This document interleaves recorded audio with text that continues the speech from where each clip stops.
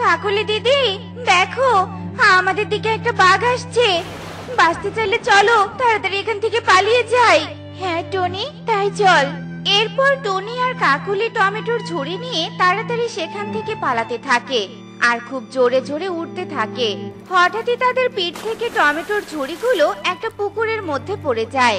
হে কি সর্বনাশ হলো! কাকুলি দিদি, যা টমেটো তুলেছিলাম সেগুলো তো পুকুরের মধ্যে পড়ে গেল। ওইদিকে বনে কোনো কাজও খুঁজে পাওয়া যায় না। জঙ্গলে বাঘের জন্য তো আর টমেটো নিতেও যেতে পারবো না। এখন তাহলে আমরা কি করব?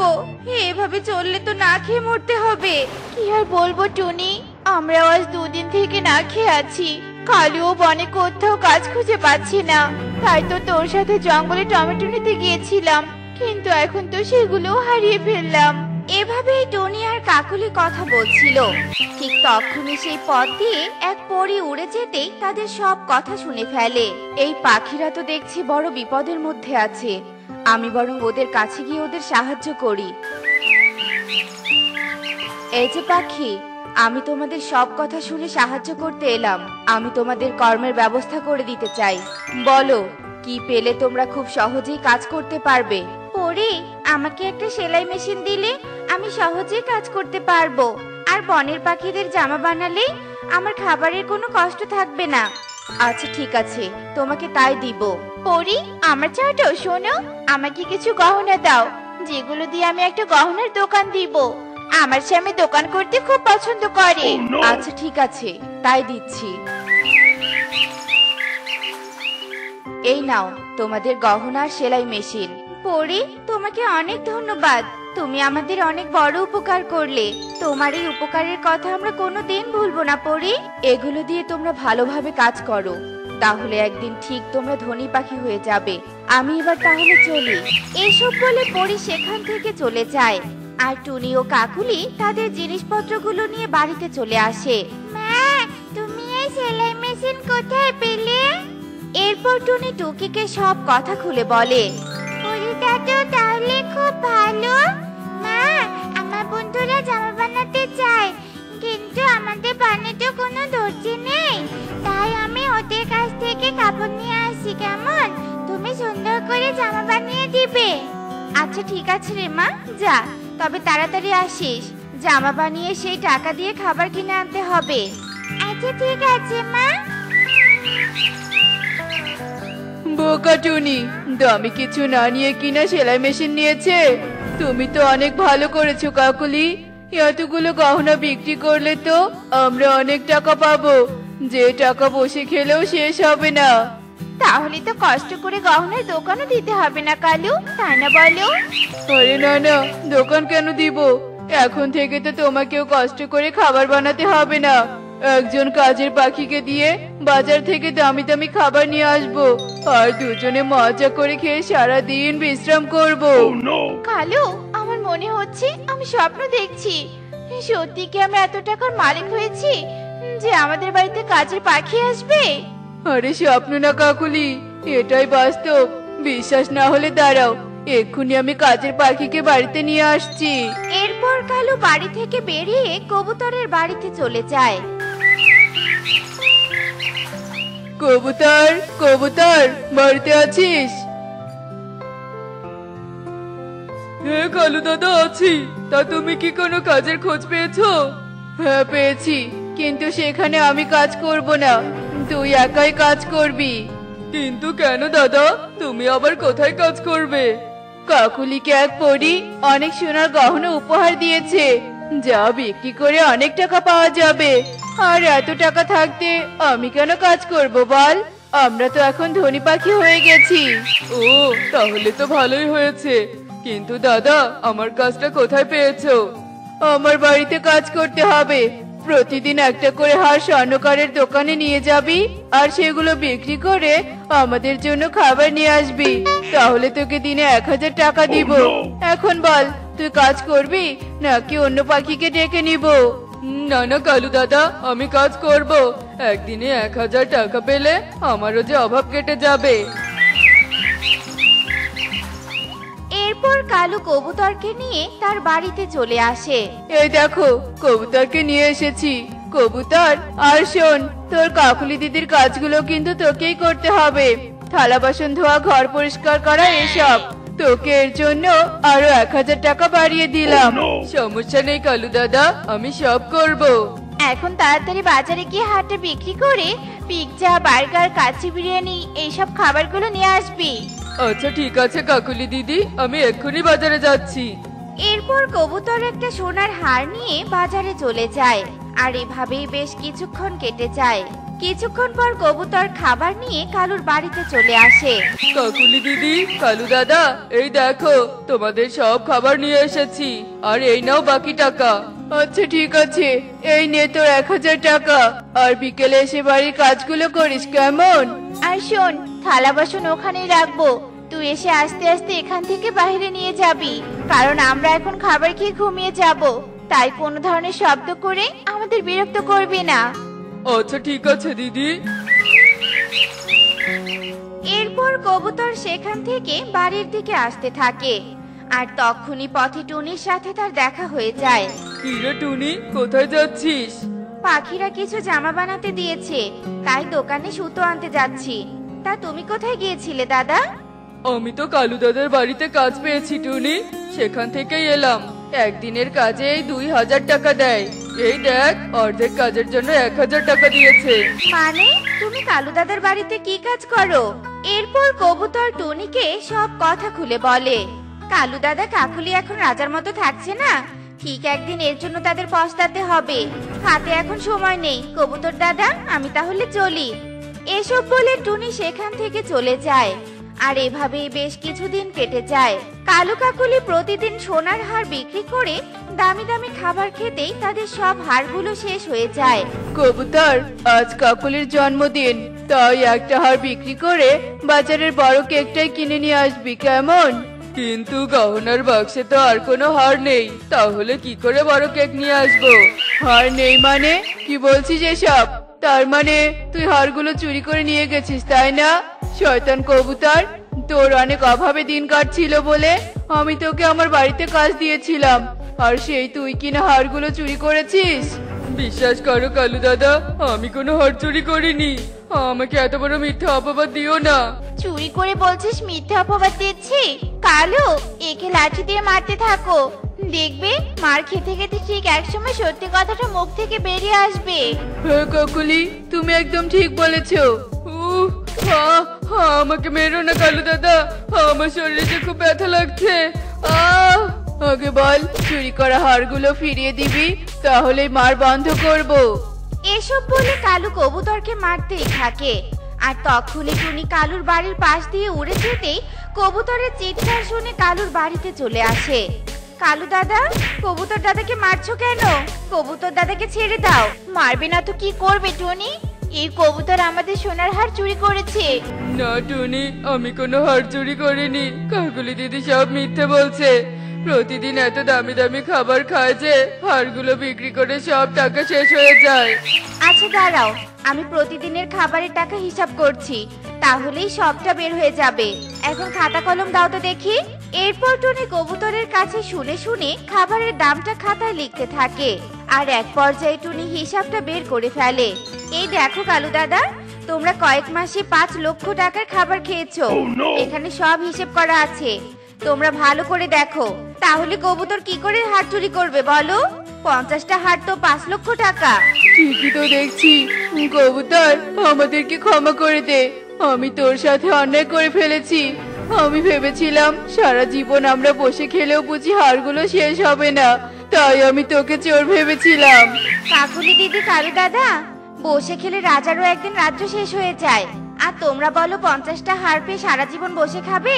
পরীকে বলেছিলে গহনার দোকান দিবে, কিন্তু বাড়িতে এসে তা না করে রাজা হয়ে পায়ের উপর পা তুলে খাচ্ছো। যদি আজ একটা গহনার দোকান দিতে, তাহলে তোমাদের টাকার অভাব থাকতো না। হ্যাঁ রে টুনি, তুই ঠিক বলেছিস, আমরা অলসতা করে দোকান দেইনি। এখন বুঝতে পেরেছি দোকান না দিয়ে বড় ভুল করেছি। পরিশ্রম করা ভালো, পরিশ্রম করলে কোনো পাখিকে অভাবে পড়তে হয় না। আমি দর্জির কাজ করে অনেক টাকা ইনকাম করেছি, এখন ভাবছি বাজারে বড় একটা কাপড়ের দোকান দিব। কবুতর দাদা, তুমি চাইলে আমার দোকানে কাজ করতে পারো, আমি তোমাকে কখনো চুরির অপবাদ দিব না। হ্যাঁ টুনি, আমি তোর দোকানে কাজ করব, দোকান ঠিক করে আমাকে জানিয়ে দিস। এসব বলে টুনি ও কবুতর সেখান থেকে চলে যায়, আর কালু কাকুলি তাদের অলসতার জন্য ঘরে বসে কাঁদতে থাকে। আরশিনগর নামে এক বনে বেশ কয়েকটা পাখির পরিবার বাস করত। সেই বনের পাখিরা ছিল খুবই অভাবী, তারা চাষবাস করে কোনো রকমে সংসার চালাতো। কিন্তু কিছুদিন ধরে সেই বনে এক ফোঁটাও বৃষ্টি পড়ছে না, তাই ফসলগুলো পানির অভাবে নষ্ট হয়ে যাচ্ছে। এদিকে বনের সবার ঘরে ঘরে খাবার ফুরিয়ে যাচ্ছে। এমন সময় সেই বনে এসে হাজির হয় এক বৃদ্ধ তান্ত্রিক বাবা। মারে, আমি এক দূরের বন থেকে এসেছি, আমার পেটে অনেক খিদে। আজ 2 দিন হলো পেটে একটা দানাও পড়েনি, আমাকে কিছু খাবার খেতে দিবি রে মা? আপনি আর আসার জায়গা পেলেন না, শেষমেশ কিনা আমাদের এই অভাবী বনে আসলেন। শুনুন তান্ত্রিক বাবা, আমাদের এই বনে খুবই অভাব, আমরা নিজেরাই খাবারের জন্য কষ্ট করছি, আপনাকে আমরা কোনো খাবার দিয়ে সাহায্য করতে পারবো না। এরপর তান্ত্রিক বাবা নিরুপায় হয়ে কালুর বাড়ি থেকে চলে যায়, আর একে একে বনের সবার বাড়িতে যায়, কিন্তু কেউ তাকে একটু খাবার দিতে পারে না। অবশেষে বনের সব থেকে গরিব টোনা ও টুনির বাড়িতে সে চলে যায়। বাড়িতে কেউ আছিস? থাকলে একটু বাইরে আয় তো। আপনি বুঝি আমাকে ডাকলেন? হ্যাঁ রে বাবা, আমি ডেকেছি, আমাকে একটু খাবার দে না, আমি অনেক ক্ষুধার্ত, আজ 2 দিন হলো কিচ্ছু খাইনি। তান্ত্রিক বাবা, আমরা হলাম গরিব পাখি, ঘরে তেমন কিছু নেই, ঘরে একটু আটা ছিল, তা দিয়ে আমার স্ত্রী 2টো রুটি বানিয়েছে, আপনি চাইলে ওই 2টো রুটি আপনাকে দিতে পারবো। কিন্তু 2টো রুটি তো তোরা নিজেদের জন্য বানিয়েছিস, আর সেগুলো যদি আমাকে দিয়ে দিস তাহলে তো তোদের না খেয়ে থাকতে হবে। ও, আমাদের না খেয়ে থাকার অভ্যাস আছে, কিন্তু আপনি তো 2 দিন থেকে কিচ্ছু খাননি, তাই ওই রুটি 2টো আপনিই খেয়ে নিন। টুনি, এই টুনি, রুটি 2টো নিয়ে বাইরে এসো তো। টোনার চিৎকার শুনে টুনি একটা প্লেটে করে 2টো রুটি নিয়ে আসে, আর টোনা সেই রুটি 2টো তান্ত্রিককে খেতে দেয়, আর রুটি 2টো খেয়ে তান্ত্রিক তার খিদে দূর করে। এই বনের সবাই নাকি খুব অভাবী, তাই সবাই নিজেদের কম হবে জন্য আমাকে একটুও খেতে দেয়নি, কিন্তু তোরা সবার থেকে অনেক গরিব হওয়া সত্ত্বেও নিজেদের খাবারটুকু আমাকে দিলি, তাই আমি সন্তুষ্ট হলাম। আমার কাছে অতি সাধারণ একটা আংটি আছে, এই আংটিটা তোরা নিজেদের কাছেই রাখ। এরপর সেই তান্ত্রিক সেখান থেকে চলে যায়, আর এভাবে দেখতে দেখতে বেশ কিছুক্ষণ সময় কেটে যায়। টোনা, এই টোনা, আজকে কাজে যাবে না? না টুনি, আমাদের জমির কাজ প্রায় শেষ হয়েছে, সামান্য একটু কাজ বাকি আছে, সেটা কোনো এক সময় করে নিব। এবার বুঝি আমাদের সবাইকে না খেয়ে মরতে হবে গো। ঠিক বলেছো টোনা, 2টো মাত্র রুটি বানিয়েছিলাম, সেটাও তুমি ওই তান্ত্রিক বাবাকে দিয়ে দিলে। এখন যে আমার অনেক খিদে পেয়েছে টোনা। কি আর করবে বলো, আমারও তো অনেক খিদে পেয়েছে, কিন্তু ওই তান্ত্রিক বাবা তো আমাদের থেকে বেশি ক্ষুধার্ত ছিল, আর ক্ষুধার্ত পাখিকে খাবার দেওয়াও একটা ভালো কাজ। তান্ত্রিক বাবার দেয়া আংটি বরং তুমি হাতে পরে নাও টুনি, এই নাও। কিন্তু টোনা, এই আংটিটাতে তো অনেক ময়লা লেগে আছে, তাই একে পরিষ্কার করে তারপর হাতে পড়তে হবে। এই কথা বলে টুনি সেই আংটিটা একটা পাথরের সাথে ঘষা দেয়, আর সাথে সাথে আংটির ভেতর থেকে এক দৈত্য বেরিয়ে আসে। হুকুম করুন মালিক। একে হে, আমি কি দেখছি? এটা তো একটা দৈত্য। ওরে বাবারে, দৈত্য, মেরো না, আমাদেরকে মেরো না। আমাকে দেখে ভয় পাবেন না মালিক, আমি আপনাদের গোলামি করতে এসেছি, আদেশ করুন, আমাকে আদেশ করুন। হ্যাঁ টুনি, এই দৈত্যটা মনে হয় অনেক ভালো, তাই ও আমাদের না মেরে আমাদের গোলামি করতে চাইছে। আমি বরং একবার পরীক্ষা করে দেখি। দৈত্য, আমাদের অনেক খিদে পেয়েছে, আমাদেরকে খাবার এনে দাও দেখি। টোনার কথা শোনা মাত্রই সেই দৈত্য জাদু করে তাদেরকে অনেকগুলো খাবার এনে দেয়। আর তা দেখে টোনা ও টুনি অনেক খুশি হয়ে যায়। টোনা, এই টোনা, তান্ত্রিক বাবা আমাদেরকে কেমন আংটি উপহার দিয়েছেন। এই আংটির ভিতরে থাকা দৈত্য যে আমাদের কথা মতো কাজ করছে। আমাদের আর কোনো খাবারের অভাব হবে না টোনা। ঠিক বলেছ টুনি, আমাদের বনের সবাই তো খাবারের জন্য কষ্ট পাচ্ছে। আমরা বরং এই দৈত্যের থেকে খাবার নিয়ে বনের সবাইকে খাবার বিলিয়ে দিব। দৈত্য, আমাদেরকে আরো খাবার এনে দাও। এরপর দৈত্য তাদের আরো অনেক খাবার এনে দেয়। আর তারা একটা ঠেলা গাড়িতে করে বনের সবাইকে খাবার বিলিয়ে দেয়। আর এভাবে তারা বেশ কিছুদিন বনের সবাইকে খাবার দিতে থাকে। এজন্য ওই বনের মোড়ল বাবুর টোনা ও টুনির ওপর সন্দেহ হয়ে যায়। এই বনের সব থেকে গরিব আর অভাবী পাখি হলো টোনা আর টুনি, কিন্তু হঠাৎ কি এমন হলো যার কারণে ওরা কিনা বনের সবাইকে খাবার বিতরণ করছে? না না না না, বিষয়টা আমাকে জানতেই হবে। আমি কাল সকালে টোনার বাড়িতে যাব আর দেখে আসব তারা এত খাবার কোথায় পাচ্ছে। এরপর দেখতে দেখতে সেই দিন কেটে যায়।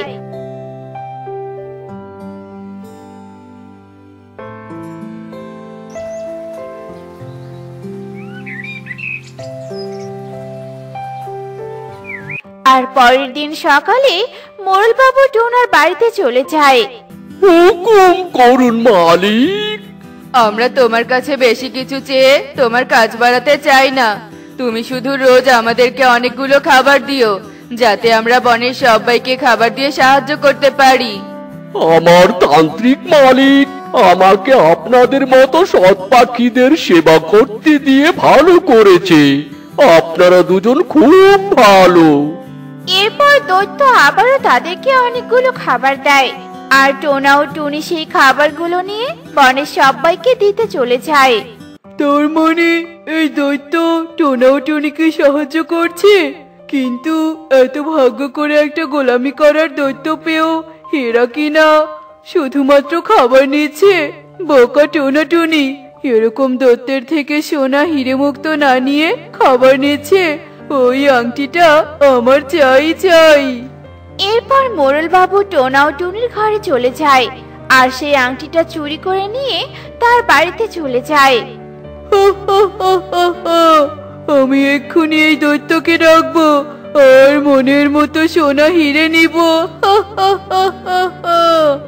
এরপর মোড়ল বাবু সেই আংটিটা একটা পাথরের সাথে ঘর্ষণ করে আর সাথে সাথে সেই দৈত্য তার সামনে চলে আসে। হুকুম করুন মালিক। দে দে, আমাকে অনেকগুলো স্বর্ণ হিরে মণিমুক্ত দে। এই নিন মালিক।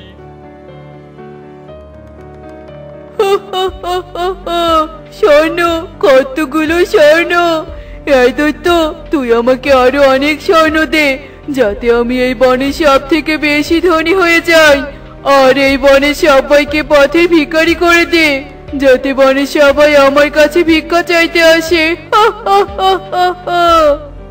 না না, এই নতুন মালিকটা মোটেও সুবিধার নয়। এর মনে শুধু লোভ আর অহংকার। আমার আগের মালিকই ভালো ছিল। এই লোভী মনে হয় আমার আগের মালিকের থেকে আংটিটা চুরি করেছে। দাঁড়ারে লোভী, তোর লোভ আমি বের করছি। কি হলো কি? তুই আমার কথা শুনে চুপ হয়ে গেলি কেন? মানে বলছিলাম কি মালিক, আমি তো এতগুলো স্বর্ণ দিতে পারি না।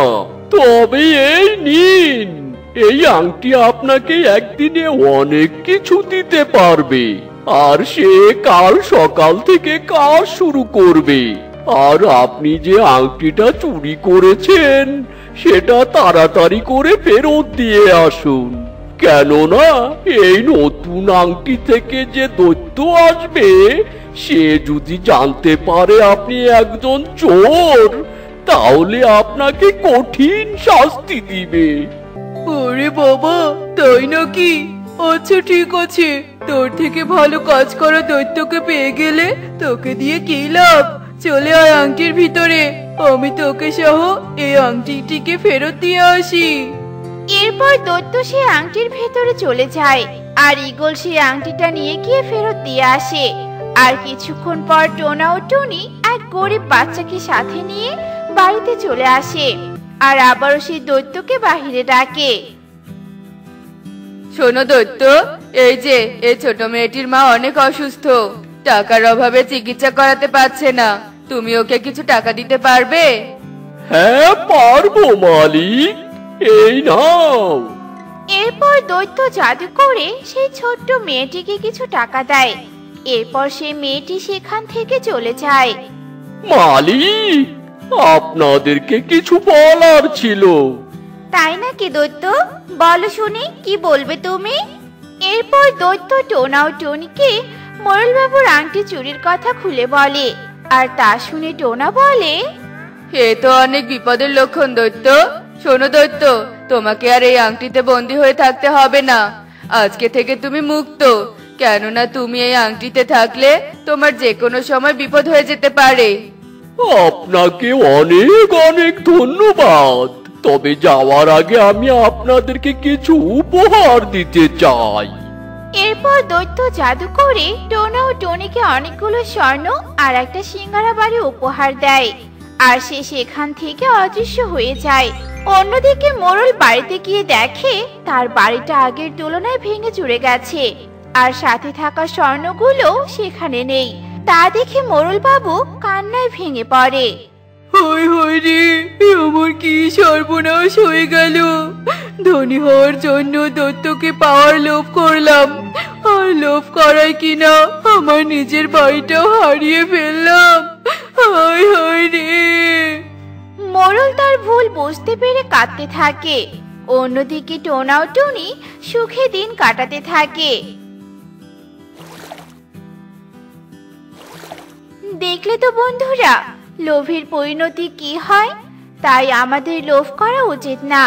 এমনই সব মজার মজার শিক্ষণীয় টুনি পাখির গল্প পেতে আমাদের পাশে থেকো। আর গল্পটি কেমন হয়েছে তা কমেন্টে জানাতে ভুলো না কিন্তু। বাই।